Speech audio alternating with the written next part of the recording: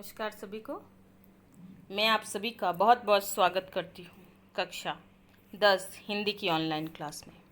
कक्षा 10 हिंदी में आज हम पाठ 12 पाठ्यपुस्तक का नाम है क्षितिज 2 या क्षितिज भाग 2 और पाठ का नाम है लखनवी अंदाज और इसके लेखक है यशपाल। तो आज हम इस पाठ के पाठ्यपुस्तक के प्रश्नोत्तर और अन्य महत्वपूर्ण प्रश्नोत्तर है वो इस वीडियो के माध्यम से समझेंगे। तो प्रश्न है कि लेखक को नवाब साहब के किन हाव भावों से महसूस हुआ कि वे उनसे बात करने के लिए तनिक भी इच्छुक नहीं हैं। तो इसमें कि भीड़ से बचकर यात्रा करने के उद्देश्य से जब लेखक सेकंड क्लास के डिब्बे में चढ़ा तो देखा उसमें एक नवाब साहब पहले से बैठे थे और लेखक को देखकर जो है नवाब साहब की क्या प्रतिक्रिया हुई उसे हम समझने का प्रयास करते हैं। तो पहला है इसमें कि देखिए कि नवाब साहब के चिंतन में व्यवधान पड़ा। व्यवधान यानी बाधा, जिससे उनके चेहरे पर व्यवधान के भाव उभर आए कि नवाब साहब बैठे तो थे अंदर अकेले जाकर और वो सोच रहे थे कि मैं आराम से मेरा सफ़र है वो तय हो जाएगा, लेकिन जब लेखक गया वहाँ पर और लेखक बैठा वहाँ पर तो नवाब साहब को थोड़ा खलल जैसा लगा या उनको लगा कि जैसे कोई आकर उनके बीच में व्यवधान उत्पन्न करने लगा है। तो उनके मन में कोई खुशी नहीं हुई लेखक को देखकर। नवाब साहब की आंखों में असंतोष का भाव उभर आया, यानी उन्हें कोई अच्छा या प्रसन्नता महसूस नहीं हुई। फिर उन्होंने लेखक से बातचीत करने की पहल भी नहीं की, यानी नवाब साहब ने कोई ध्यान नहीं दिया, लेखक की तरफ कोई विशेष प्रतिक्रिया नहीं दिखाई। लेखक की ओर देखने की बजाय वे खिड़की से बाहर देखते रहे थे। कुछ देर बाद वे डिब्बे की स्थिति को देखने लगे और इन हाव भावों को देखकर लेखक ने जान लिया कि नवाब साहब जो है उससे बात करने के लिए या उनसे बात करने के लिए जरा भी इच्छुक नहीं है। तो इस प्रकार से लेखक के प्रति पहली बार नवाब साहब ने किसी भी प्रकार का कोई उत्साह है वो नहीं दिखाया था। फिर प्रश्न है कि नवाब साहब ने बहुत ही यत्न यानी जतन से, आराम से, बहुत ही यत्न से खीरा काटा। खीरा यानी जो ककड़ी साथ में थी, नमक मिर्च बुरका, अंततः सूंघ कर ही खिड़की से बाहर फेंक दिया। उसे सूंघा और फिर उसे फेंक दिया। उन्होंने ऐसा क्यों किया होगा? उनका ऐसा करना उनके कैसे स्वभाव को इंगित करता है? इंगित करना यानी इशारा करना या बताता है। तो नवाब साहब ने यत्नपूर्वक खीरा काट कर पहले तो उसके ऊपर नमक मिर्च छिड़का, फिर उसे सूंघ कर खिड़की से बाहर फेंक दिया। उनका ऐसा करना उनकी नवाबी ठसक को दिखाता है। ये नवाबी ठसक यानी कहीं ना कहीं उनके मन में ये था कि मैं बड़ा हूँ और हम नवाब है तो हमारा थोड़ा अलग रुतबा है।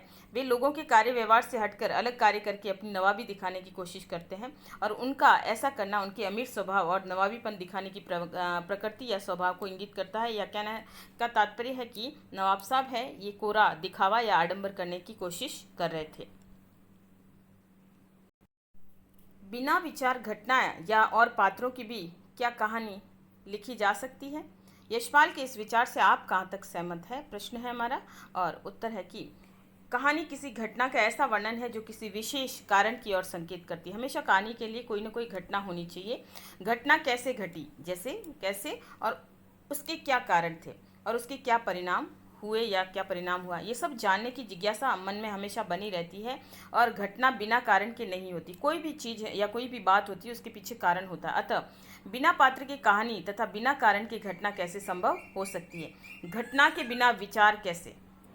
और जब घटना ही नहीं होगी तो हमारे मन में विचार भी नहीं आएंगे कुछ लिखने का। अतः लेखक का मानना है कि बिना विचार घटना और पात्रों की कहानी नहीं लिखी जा सकती है। अतः यह पूर्णतः सत्य है और उनका विचार हमारे विचारों से बिल्कुल भी अनुकूल है। प्रश्न संख्या 4, आप इस निबंध को क्या नाम देना चाहेंगे? जैसे यहाँ पर लखनवी अंदाज है जो इसका नाम है, शीर्षक है यशपाल जी ने दिया है। और अगर हमें पूछा जाए कि हम इसका क्या नाम देना चाहेंगे तो वो हम इस निबंध को जो है दूसरा नाम देना चाहे तो उसमें रस्सी जल गई पर ऐंठन नहीं गई, नवाबी दिखावा। और इसका कारण ये है कि नवाब साहब की जो है नवाबी तो कब की छीन चुकी थी पर इसमें अभी नवाबों वाली ठसक और दिखावे की प्रवृत्ति मौजूद थी। तो यहाँ पे रस्सी जल गई और ऐंठन नहीं गई, नवाबी दिखावा या ढोंग प्रदर्शन हम कह सकते हैं। और भी आप लिख सकते हैं ढोंग प्रदर्शन, दिखावे की ठसक कह सकते हैं, और आडंबर प्रदर्शन। इस प्रकार से ये हम इसके अन्य नाम है या शीर्षक है वो दे सकते हैं। फिर जो भाषा और अभिव्यक्ति में से जो प्रश्न है उसमें ये प्रश्न मुख्यतः 7वां प्रश्न, क्या सनक का कोई सकारात्मक रूप हो सकता है? यदि हाँ तो ऐसी सनकों का उल्लेख कीजिए। तो जो 5वां छठा है वो इतना उपयोगी नहीं है, तो इस हिसाब से मैंने इस प्रश्न को नहीं लिया है। और ये 7वां प्रश्न आपके लिए इम्पोर्टेंट है तो इसको ले लिया है मैंने, कि सनक सवार हो जाना। सनक यानी एक तरह से जुनून या किसी चीज़ की लगन लग जाना। तो सनक सवार हो जाना अर्थात जुनून छा जाना, अर्थात धुन का पक्का हो जाना। तो जो धुन के पक्के होते हैं ऐसे लोग जिस पथ पर चल पड़ते हैं वे तब तक चलते रहते हैं जब तक कि उनको लक्ष्य की प्राप्ति नहीं होती। तो सनक का सवार हो जाना भी अच्छा माना जा सकता है, लेकिन वो सनक हमारी सही दिशा में होनी चाहिए। जब तक लक्ष्य की प्राप्ति नहीं हो जाती ऐसी सापेक्ष में सनक है वो सकारात्मक होती है और इसके परिणाम अच्छे होते हैं। कि जिसे आप वैज्ञानिकों वगैरह को देख सकते हैं, और ये वैज्ञानिक जब अपने आविष्कारों के पीछे पड़े रहते हैं तो उनको एक पूरी तरह से धुन सवार हो जाती है। तो वो अंत में हर एक की बात नहीं करती, लेकिन अधिकतर ऐसे लोग जो पक्की धुन के साथ काम करते हैं उन्हें सफलता अवश्य मिलती है। और ऐसे समाज में हमारे सामने कई ऐसे उदाहरण हैं जिसमें हमें उनकी सनक, उनकी लगन और उनके जुनून के पीछे उनके परिणाम या सकारात्मक परिणाम भी हमें नजर आते हैं। तो सनक जो है अपने काम के प्रति लक्ष्य को हासिल करने के लिए सनक है वो अच्छी है।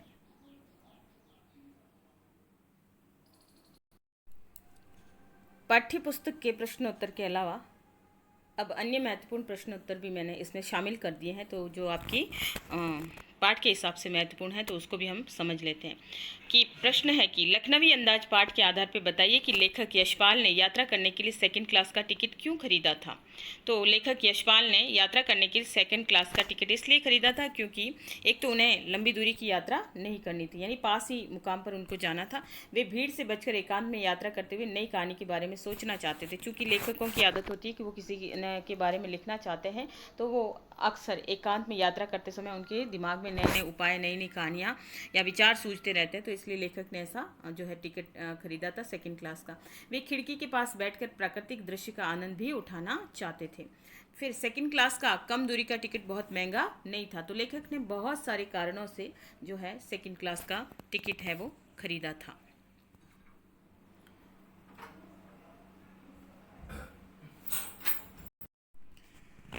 दूसरा प्रश्न है कि लेखक के डिब्बे में आने पर नवाब ने कैसा व्यवहार किया था। चूँकि पहला प्रश्न है उसी के जैसा प्रश्न है।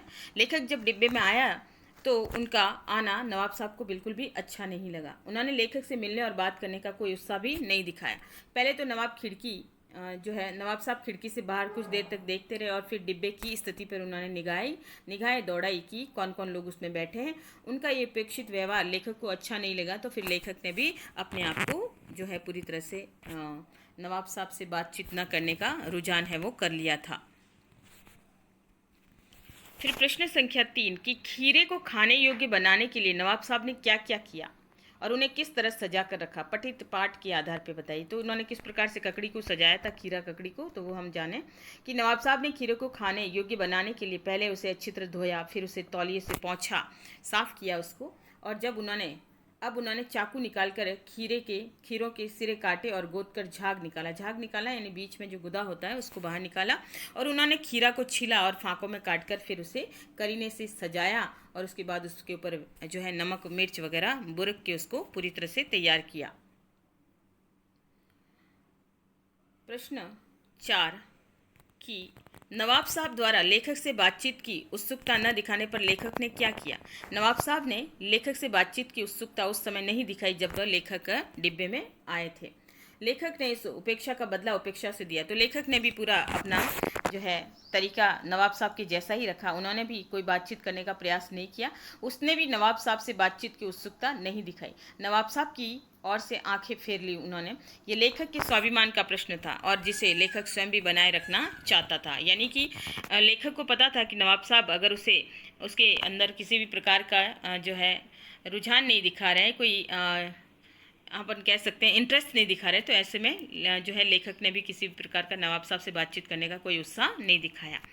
फिर प्रश्न संख्या 5 है कि खीरे की फांके खिड़की से फेंकने के बाद नवाब साहब ने गुलाबी आंखों से लेखक की ओर क्यों देखा। गुलाबी आंखों से यानी जो है कह सकते हैं कि मुस्कुराती आंखों से लेखक की ओर देखना।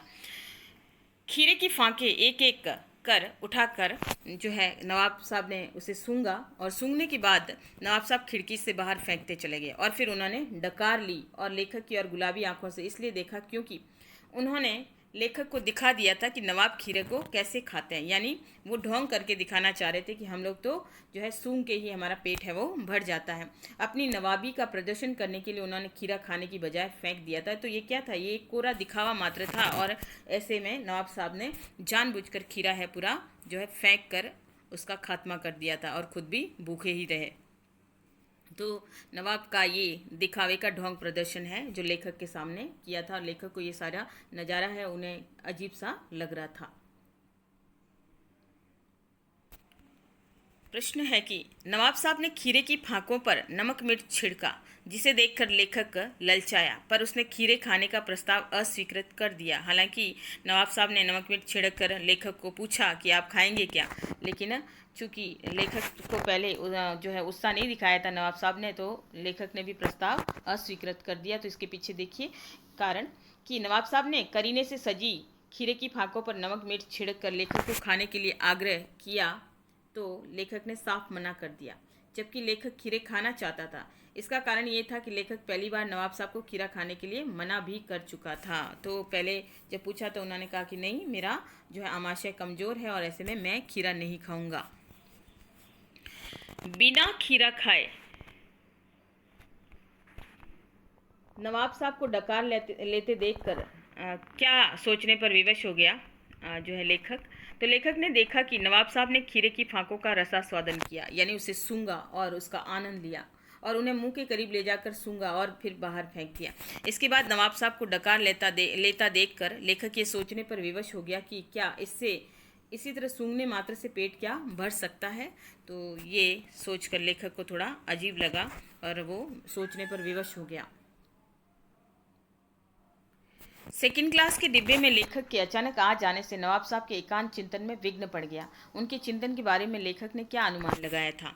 तो सेकंड क्लास के जिस डिब्बे में नवाब साहब अब तक अकेले बैठे थे, वहाँ अचानक लेखक के आ जाने से उनके एकांत में जो है खलल पड़ गई या विघ्न पड़ गया था, अवरोध या गतिरोध आ गया था। उसके बारे में लेखक ने यह अनुमान लगाया कि ये भी शायद किसी कहानी के लिए नई सूझ में होंगे और खीरे जैसी साधारण वस्तु खाने में संकोच में पड़ गए होंगे। तो ये लेखक ने अनुमान लगाया। लेखक और नवाब साहब की प्रथम मुलाकात का वर्णन अपने शब्दों में कीजिए। तो लेखक और नवाब साहब की प्रथम मुलाकात पैसेंजर ट्रेन के सेकंड क्लास के डिब्बे में हुई, जहां नवाब साहब पहले से ही पालथी मारे बैठे हुए थे। लेखक का यूं अचानक आ जाना नवाब साहब को तनिक भी अच्छा नहीं लगा, यानी जरा भी उनको अच्छा नहीं लगा। उन्होंने लेखक की ओर न देखकर डिब्बे से बाहर देखना शुरू किया, यानी एक तरह से लेखक के प्रति उन्होंने कोई उत्साह नहीं दिखाया, कोई जो है उसकी तरफ उपेक्षा की भाव से जो है देखा था। लेखक ने अपने स्वाभिमान बनाए रखते हुए उनसे बातचीत करने की पहल नहीं की। तो सीधी सी बात है कि अगर कोई हमसे बात नहीं करना चाहता तो हम भी उनसे कैसे बात करें। तो लेखक भी एक सही घर घराने से संबंध रखता था और नवाब साहब ने जब उसकी उपेक्षा की तो लेखक ने भी किसी प्रकार की कोई पहल न करने की सोच ली। सेकंड क्लास के डिब्बे की उन विशेषताओं का उल्लेख कीजिए जिनके कारण लेखक और नवाब साहब दोनों ने उसे यात्रा के लिए चुना था। तो लेखक और नवाब दोनों ने ही अपनी यात्रा के लिए सेकंड क्लास के डिब्बे को चुना था। इस डिब्बे की विशेषताएं निम्नलिखित है कि सेकंड क्लास का डिब्बा अधिक सुविधाओं से युक्त होता है, इसका किराया अधिक होता है, अतः इसमें कम यात्री सफ़र करते हैं, इसमें भीड़ भाड़ नहीं होती, ये डिब्बे अधिकांशतः खाली रहते हैं।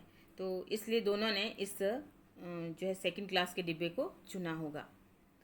फिर प्रश्न है कि नवाब साहब के व्यवहार में अचानक कौन सा बदलाव आया और क्यों आया था।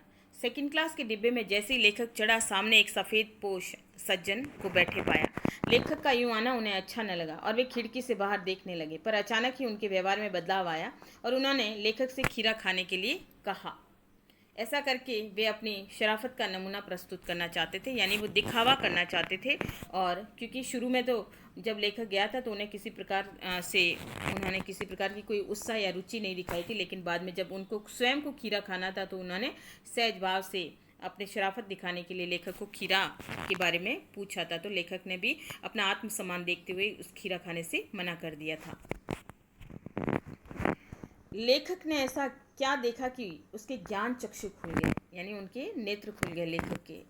लेखक ने देखा कि नवाब साहब खीरे की नमक मिर्च लगी फांकों को खाने के स्थान पर सूंघ कर खिड़की से बाहर फेंक रहे हैं, और बाद में उन्होंने डकार लेकर अपनी तृप्ति और संतुष्टि दिखाने का प्रयास भी किया। यानी कि वो बताना चाहते थे कि खीरा सूंघ कर ही उनका पेट है वो भर गया है। यही देखकर लेखक के ज्ञान चक्षु खुल गए कि इसी तरह बिना घटनाक्रम, पात्र और विचारों की कहानी भी लिखी जा सकती है। लखनवी अंदाज शीर्षक की सार्थकता स्पष्ट कीजिए। काफ़ी अच्छा प्रश्न है, इम्पोर्टेंट भी है। और लखनवी अंदाज शीर्षक के मूल में व्यंग्य निहित है, यानी एक तरह से हंसी की गई है, मजाक उड़ाया गया है उन परिस्थितियों का। इस कहानी में वर्णित स्थान लखनऊ के आसपास का प्रतीत होता है। इसके अलावा नवाब साहब की शान, दिखावा, रईसी का प्रदर्शन, नवाबी ठसक, नजाकत आदि सभी लखनऊ के उन नवाबों जैसी है जिसकी नवाबी कब की छिन चुकी है। यानी कि 1947 में ही राज है वो चले गए थे और लोकतंत्र आ गया था, पर उनके कार्य व्यवहार में अब भी इसकी झलक मिलती है। पाठ को पूरी तरह अपने में समेटे हुए शीर्षक लखनवी अंदाज पूर्णतया सार्थक और उपयुक्त है। तो इस प्रकार से लखनवी अंदाज जो लेखक ने शीर्षक लिया है वो बिल्कुल सार्थक शीर्षक है। तो ये था एक छोटा सा वीडियो। आशा करती हूँ कि आपके लिए ये उपयोगी रहेगा। धन्यवाद।